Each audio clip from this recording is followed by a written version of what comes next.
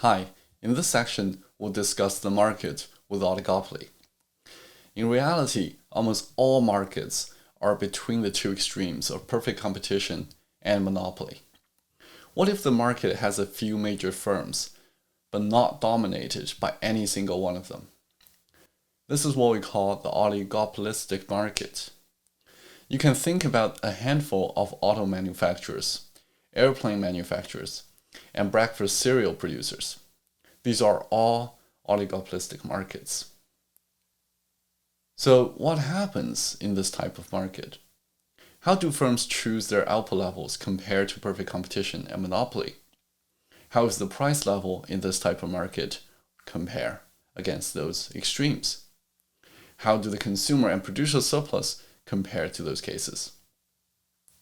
Your intuition might say, this type of market is between the two extremes, so their market outcomes are probably between the two. But if you think a little bit more, you would realize that this type of market is harder to analyze than either one of those extremes. With oligopoly, each firm is large enough so that each firm's output is likely to impact the market price. So it is similar to monopoly, where the market price is a function of the output level. But the issue is even more complicated here, because as one firm produces more, the price decreases. And then, as your competitor, I will adjust my own output level to respond to that decrease in price, which then has consequences on the market price again. So how would you react to that? And so on and so forth. So these kind of strategic interactions causes repercussions on each large firm's decision. And all these interactions and reactions make the problem much more difficult to think through. It is much more difficult to think about how would each firm make decisions and how would those decisions jointly affect the outcomes in the market.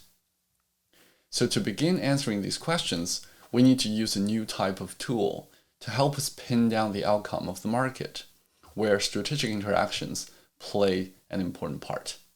This tool is game theory.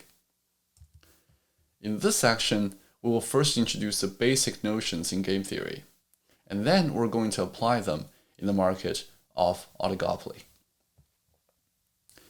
When I mention the word game, you might think about very different things.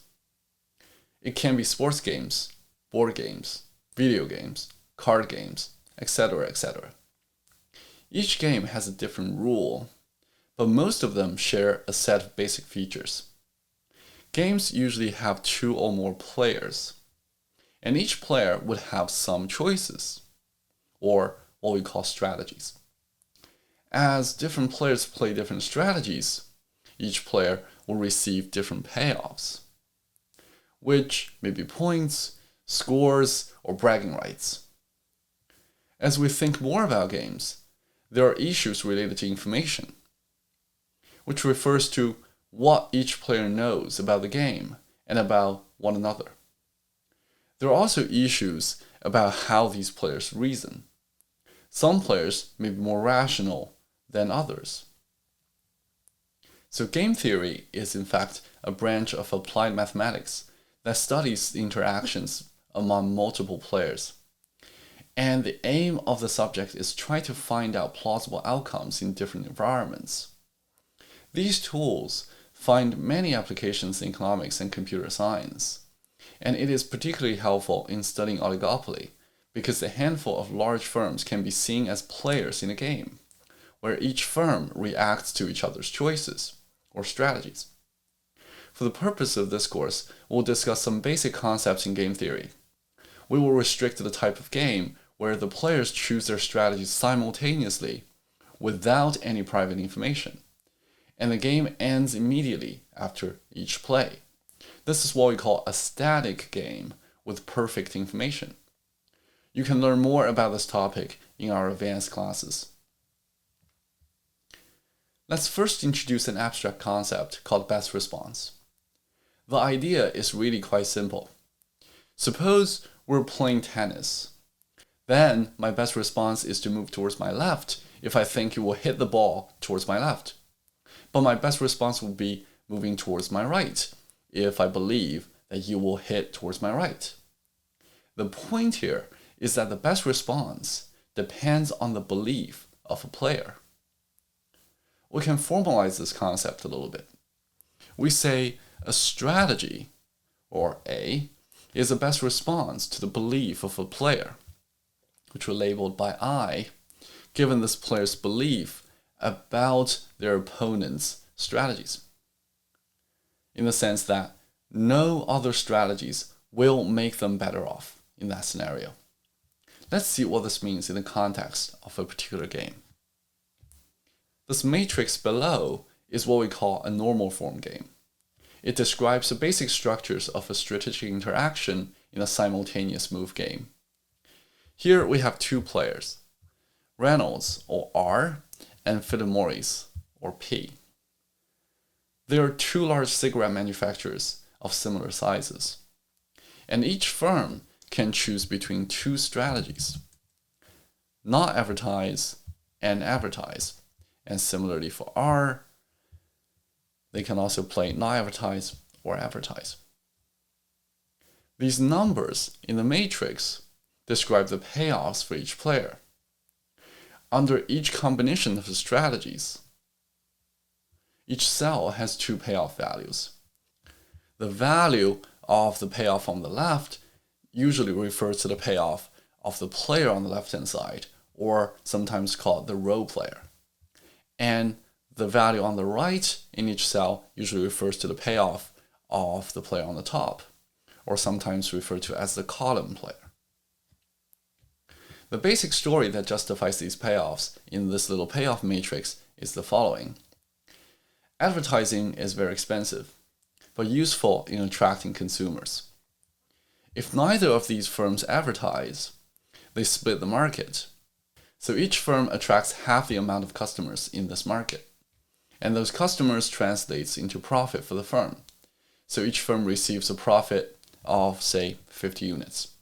The numbers are completely arbitrary.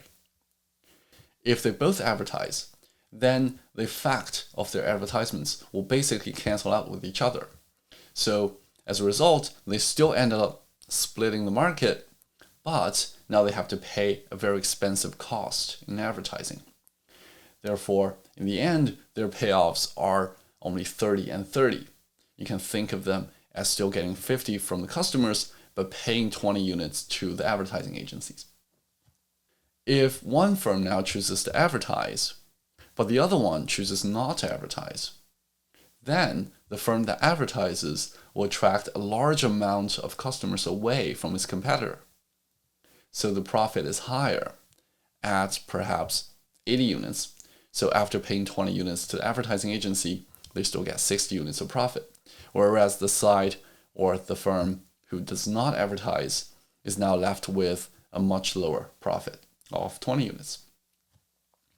So what would be a likely outcome of this game?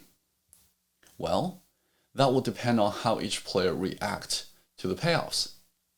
A reasonable place to start is to assume that these players are rational in the sense that they play their best responses. But what are the best responses for each player in this case? As we define here, the best response depends on the player's belief. So let's go through each possible belief about the opponent's play to find the corresponding best response here. Let's say that if R believes P would not advertise, then which strategy is R's best response? Well, it is advertise, because it would earn a payoff of 60 as opposed to 50, given that P will not advertise. So R's best response is to advertise if P would not advertise. But what if R believes P will actually advertise? What is R's best response then? Well, R's response is still to advertise, because plain advertising would earn payoff 30 as opposed to 20. In this case, R's best response is to play advertise, regardless of its belief about P's play. Obviously, this is not always the case in all games. Just think about the tennis example. But whenever the best response remains the same regardless of the player's belief, we say the strategy is a dominant strategy. Because the player can just keep playing the strategy with their eyes closed without even thinking about what the opponent would do. Well, what about the best response for P? Can you try to go through different beliefs and find their corresponding best responses for P? Please pause the video here and spend a few minutes to give it a try. Alright, let's see if we found the same answer. If P believes that R will not advertise, then P's best response is to advertise to get 60 as opposed to not advertise and get 50. So P's best response is to play advertise when they believe R will not advertise. And similarly, when P believes R will advertise, P's best response is to play advertise as opposed to not advertise to get 30 units of payoff as opposed to 20 units. So P's best response is also to advertise even when R will not advertise. In other words, P also has a dominant strategy to advertise regardless of its belief about R's play. This is really not surprising given that the payoffs in this game are symmetric. In fact, you might have realized that this is just a dressed up version of the Princess Dilemma game that you probably have seen in the principles class. In this game, each firm has a dominant strategy, but when they both play it, they ended up being worse off than not advertising at all. The issue here is that even though you believe your opponent wouldn't advertise, you will still do it because the temptation to grab this high payoff of 60 units is too great. So it is difficult for these two firms to maintain cooperation to play the no advertise outcome and just split the market without paying advertising costs, which actually ended up being better comparing to the outcome of both of them advertising at the same time. The outcome where both firms play advertise is what we call a dominant strategy equilibrium. So out of these four different outcomes of the game, the equilibrium prescribes one of them that is more likely to play out by rational players. So it provides a prediction that we can check against data. This is what game theory typically do. It analyzes models with assumptions about how players think and react to each other, and identifies different equilibrium as predictions to guide empirical work or interpret empirical findings from experiments or real data. As we mentioned clearly, most games don't have dominant strategies. And clearly, games with clearly dominant strategies aren't very interesting because they're reasonably easy to reason through. So, what do we do for games without dominant strategies? Can we still make some predictions about the outcomes of the game? The answer is yes. And the important concept that helps us do that is called the Nash equilibrium. The definition of Nash equilibrium is, again, somewhat abstract. Let's unpack this very slowly. Think of Nash equilibrium as a sift, which helps us go through all possible outcomes of a game and tell us which ones seems to be more reasonable than others. So what are the standards for an outcome to pass through the sift and get this badge of Nash equilibrium? Well, it requires two things to happen simultaneously at this particular outcome. If both of these conditions are satisfied, then we call the outcome a Nash equilibrium. The two conditions are the following. First, each and every player of this game must be playing their best responses. This just means that these players are very sophisticated, so they act carefully given their beliefs about the opponent's play. But what do they believe? That's exactly what the second condition imposes. The second condition says that in the outcome, each player's beliefs are correct. This means that pick any player in the game, the opponent's best response is indeed what the player believes they would play.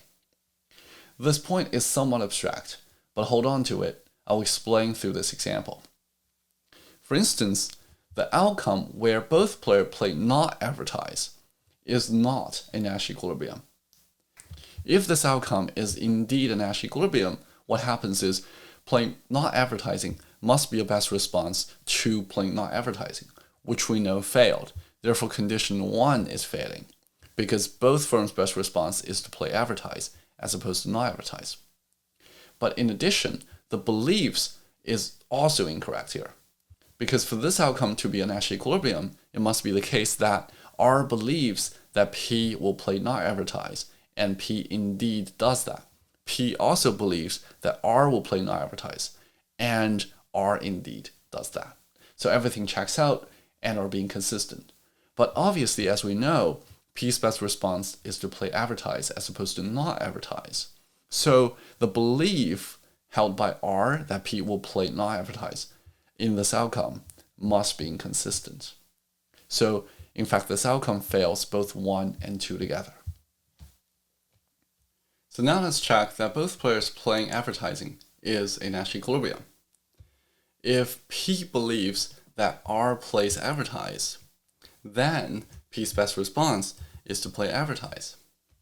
And if R correctly believes that P will play advertise, then R's best response is also to play advertise. Now, is P's belief consistent with R's best response? Well, yes, it is. So in this outcome, we realize that both players are playing their best responses according to their beliefs, and both their beliefs are consistent with their opponent's play. So that satisfies both conditions for Nash equilibrium, and we have a Nash equilibrium here in this outcome.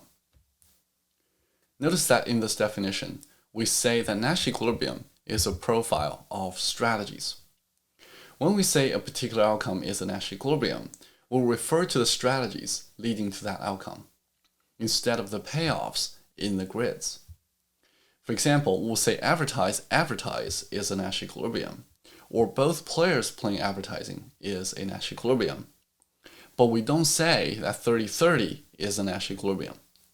The reason is that the strategies here are the latitudes and longitudes of this game. They always point towards a unique outcome. But payoffs may not necessarily indicate the precise outcome when different outcomes have the same payoffs. It is important to understand that the concept of Nash equilibrium is essentially a notion of consistency. It says that given the beliefs, the players are doing the best they can, and given what they can do, no player made incorrect beliefs about how others will play. As a result, no player would change their strategy given their beliefs, and no one would change their beliefs which are consistent with how other players will play. Therefore, a Nash equilibrium helps us identify outcomes that are more reasonable than others in a particular perspective. Does this perspective correctly reflect people's behavior in real life? Well, it depends.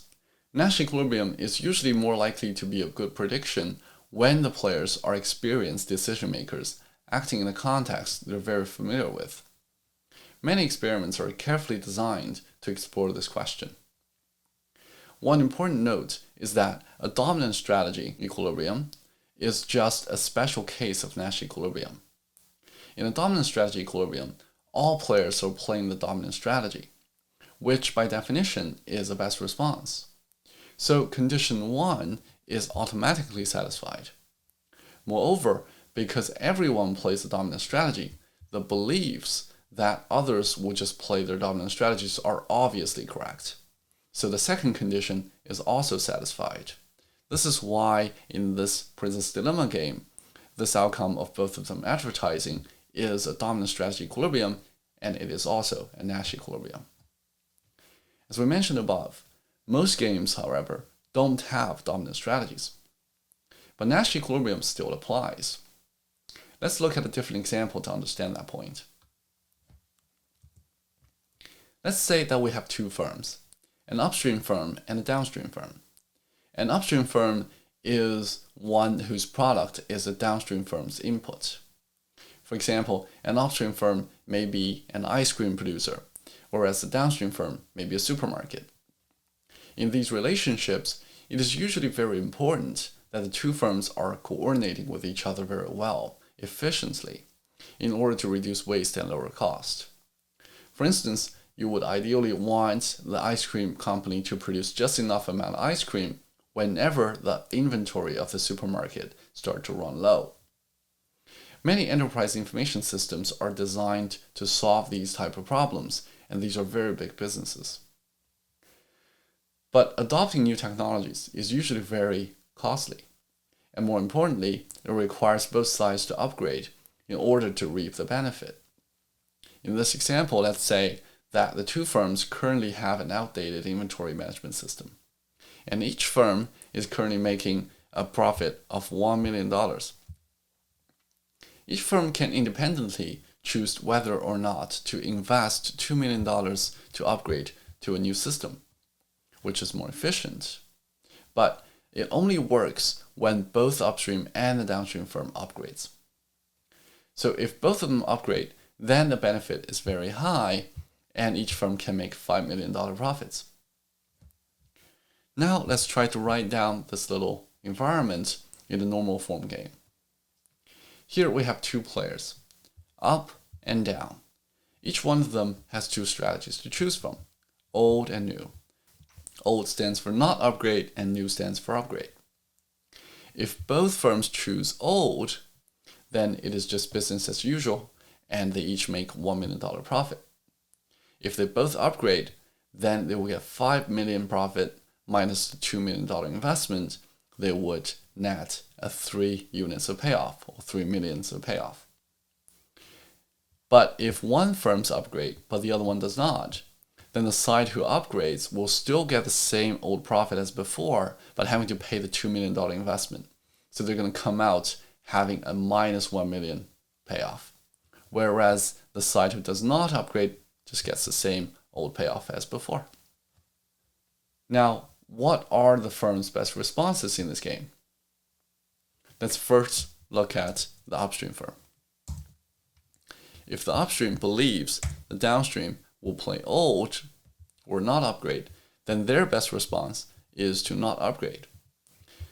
This way, they will get a profit of 1 unit as opposed to minus 1 from upgrading, but not having the effect. And now, if they believe the downstream will upgrade, would they still play old? Well, they wouldn't. They would now actually want to upgrade to get the benefit of the investment. So in this game now, the upstream's best response actually depends on the belief of the downstream's play. If they believe D will play old, they will play old. If they believe D will play new, then they will play new.